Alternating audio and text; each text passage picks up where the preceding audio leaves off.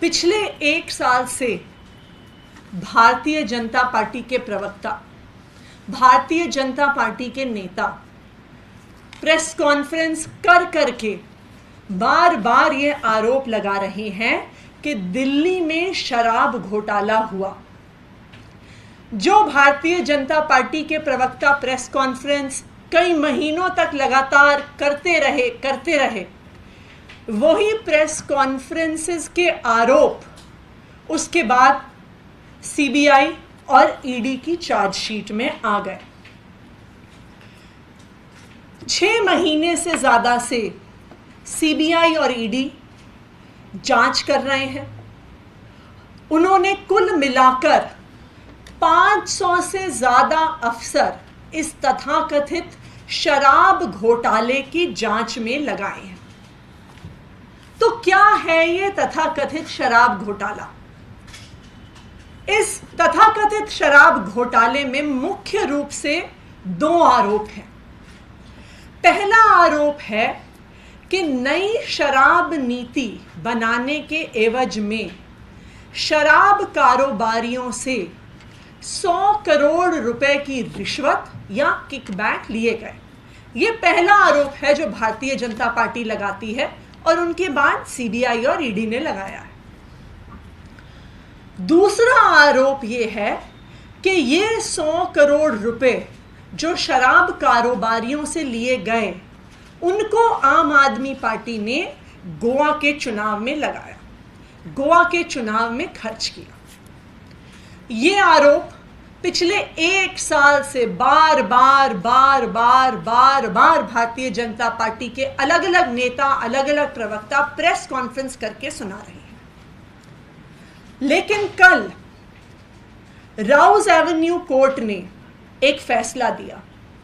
2 लोग जो इस केस में अरेस्टेड थे, राजेश जोशी और गौतम मल्होत्रा, उनको कल राउज एवेन्यू कोर्ट ने जमानत दी और एक 85 पेज का ऑर्डर कल राउज एवेन्यू कोर्ट ने दिया है। दोनों का नाम बताइए। ये जो ऑर्डर कल राउज एवेन्यू कोर्ट ने दिया है, मैं चाहूंगी कि भारतीय जनता पार्टी इस ऑर्डर को पढ़े।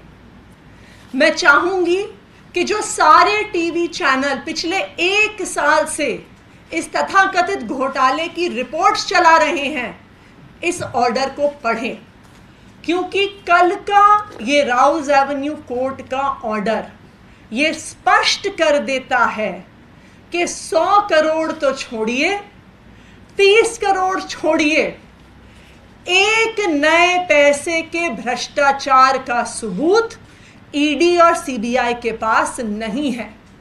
बार बार इस 86 पेज के ऑर्डर में जज सिर्फ एक बात दोहरा रहे हैं कि कोई भी सबूत ईडी ने सामने नहीं रखा है।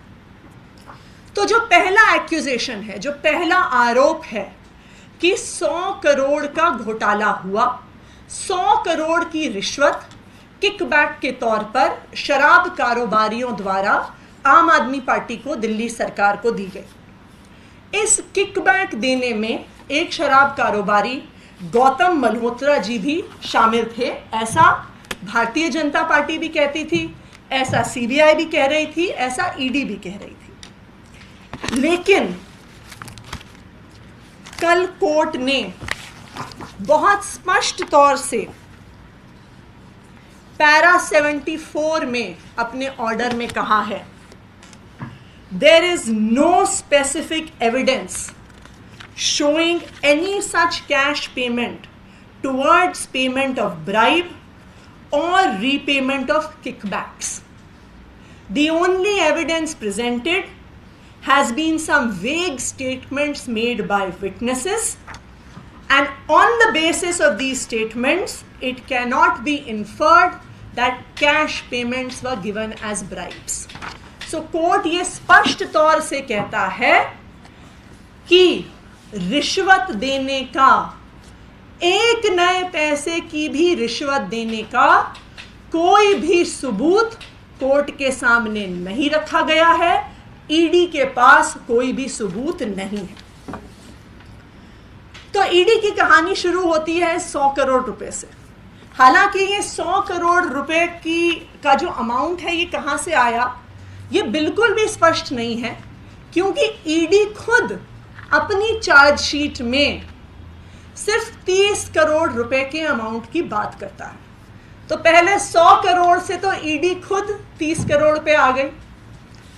ये जो 30 करोड़ है जो तथाकथित रूप में किकबैक के रूप में आया, उस पर यह आरोप है कि एक शख्स जिनका नाम है राजेश जोशी, जो बेचारे एक छोटे से वेंडर हैं, पोस्टर लगाते हैं, आउटडोर की होर्डिंग लगाते हैं, एसएमएस भेजते हैं, आईवीआर कॉल भेजने वाले एक छोटे से वेंडर हैं, उन पर यह आरोप लगा कि 30 करोड़ रुपए इस रिश्वत से, इस किकबैक से राजेश जोशी जी के माध्यम से दिल्ली आया और फिर राजेश जोशी जी ने ये 30 करोड़ रुपए दिल्ली से गोवा पहुंचाया। तो अब हम 30 करोड़ पे आ गए हैं। तो इस 30 करोड़ की क्या कहानी है इसको हम देखते हैं। पैरा 44 में इस 30 करोड़ रुपए के बारे में कोर्ट ये कहता है, there is no independent evidence collected by the investigating agency to substantiate or corroborate this fact। तो जो 100 करोड़ से 30 करोड़ पर ईडी आई, उस 30 करोड़ पर कोर्ट ने बहुत स्पष्ट तौर से बोला है कि 30 करोड़ के लेन देन का कोई भी सबूत नहीं है। और कोर्ट ने उसके बाद बोला है कि आपके पास जो सबूत है हम उसे सबूत नहीं मान सकते हैं कि राजेश जोशी का नंबर किसी के फ़ोन में सेव था, कि राजेश जोशी ने किसी को कॉल किया। उन्होंने कहा नंबर सेव होना, किसी एक व्यक्ति का दूसरे व्यक्ति को कॉल करना कोई भी सबूत नहीं माना जा सकता। उसके बाद ईडी ने कहा अपने आरोप में कि ये जो 30 करोड़ रुपए राजेश जोशी ने तथाकथित रूप से दिल्ली से गोवा पहुंचाए, इस पैसे का हवाला, इस पैसे का लेन देन पर्चियों के माध्यम से हुआ। इस पर्चियों पर भी कोर्ट ने बहुत सख्त टिप्पणी करी है। इस ऑर्डर के पैरा 46 में इन पर्चियों के बारे में कोर्ट का ये कहना है, however, even these paper slips have not been recovered either in hard or in digital form from the mobile phone of any witness or any hawala operator. Number 2, no record seized from any hawala operator in connection with this amount has been presented to the court। यानी आपने जो कहा कि 30 करोड़ रुपए पर्चियों के लेन then के माध्यम से गोवा, दिल्ली से गोवा गए, उसका भी कोई सबूत ईडी के पास, सीबीआई के पास नहीं है। तो ये तो ध्वस्त हुआ पहला आरोप कि 100 करोड़ की रिश्वत दी गई, क्योंकि ना 100 करोड़ की रिश्वत का, ना उस 100 करोड़ के लेन देन का, ना उसको दिल्ली से गोवा या कहीं पहुंचाने का कोई भी सबूत कोर्ट के सामने रखा गया। दूसरा आरोप, दूसरा मुख्य आरोप जो इस शराब घोटाले में तथाकथित रूप से लगाया गया है कि जो पैसा रिश्वत के तरह से किकबैक के तौर पर 100 करोड़ रुपया आया, उसको गोवा के चुनाव में खर्च किया गया। पिछले 6 महीने से ईडी, सीबीआई के सारे अफसर गोवा में बैठे हुए हैं। उन्होंने आम आदमी पार्टी के साथ काम करने वाले हर वेंडर के ऑफिस में छापा मार दिया, हर वेंडर को पूछताछ के लिए बुलाया, कभी गोवा में बुलाया, कभी दिल्ली में बुलाया। 6 महीने की पूछताछ, 6 महीने के रेड, 6 महीने के छापों के बाद जिस ईडी ने 100 करोड़ रुपए के घोटाले का आरोप लगाया, उन्होंने कोर्ट के सामने कहा कि आम आदमी पार्टी ने गोवा के चुनाव में 19 लाख रुपए कैश में खर्च किया है।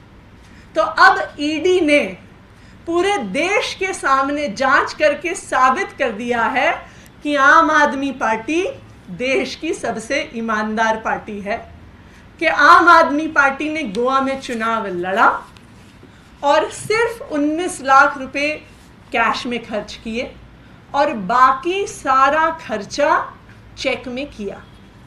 ये ईडी की जांच ने साबित कर दिया।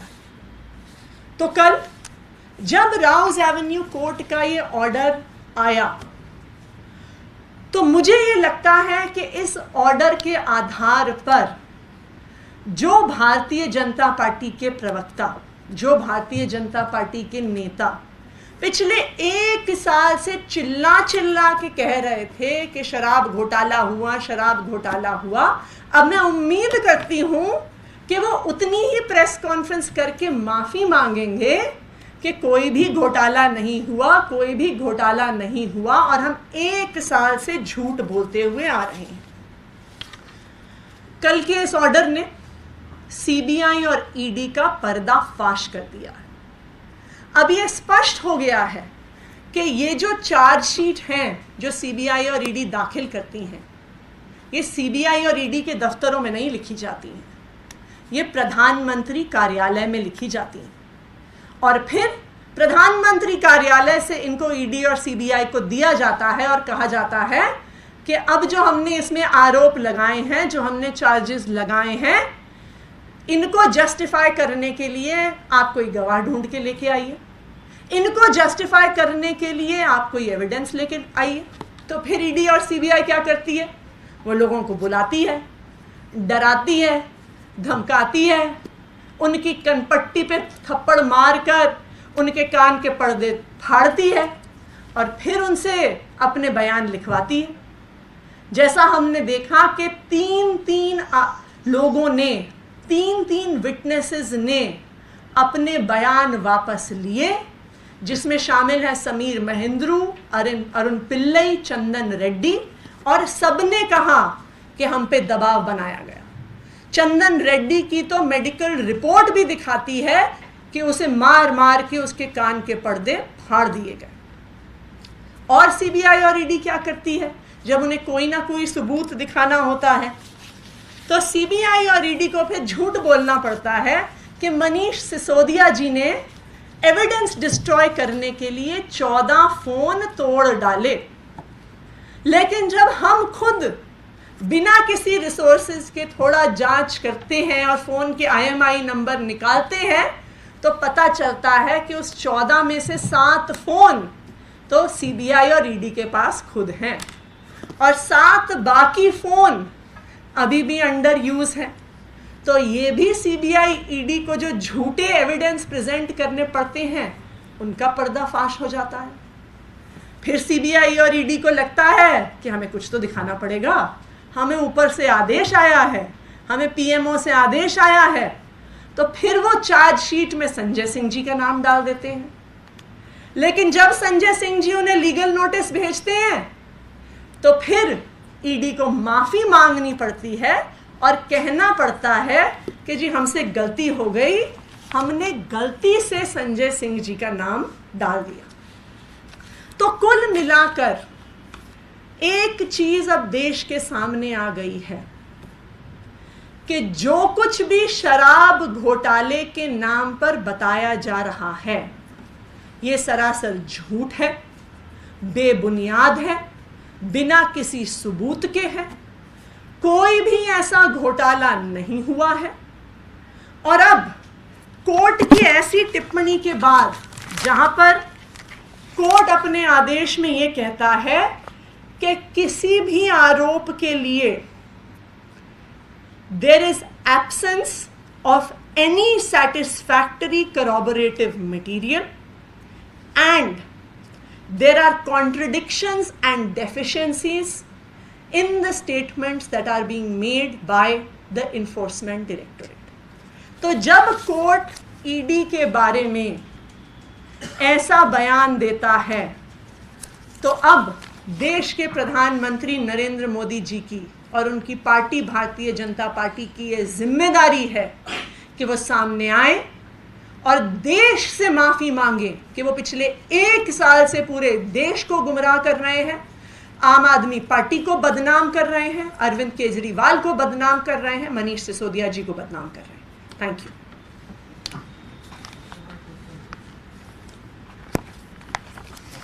लग रहा है कि चूंकि 2 आरोपियों को इसमें जमानत मिल गई है, तो चूंकि अभी अगली तारीख से सुनवाई होगी, क्या इसको भी आधार बना करके आप आर्ग्यू करेंगे खासकर मनीष सिसोदिया की जमानत के लिए हाईकोर्ट में?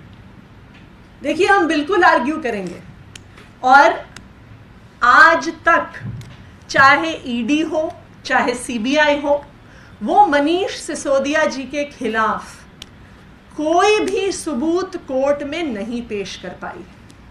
लेकिन सीबीआई और ईडी को पीएमओ से आदेश आता है, उस आदेश के आधार पर उन्हें चार्जशीट दायर करनी होती है, उस आदेश के आधार पर उनको कोर्ट में खड़े होकर डिफेंड करना पड़ता है। ये सीबीआई और ईडी की मजबूरी है।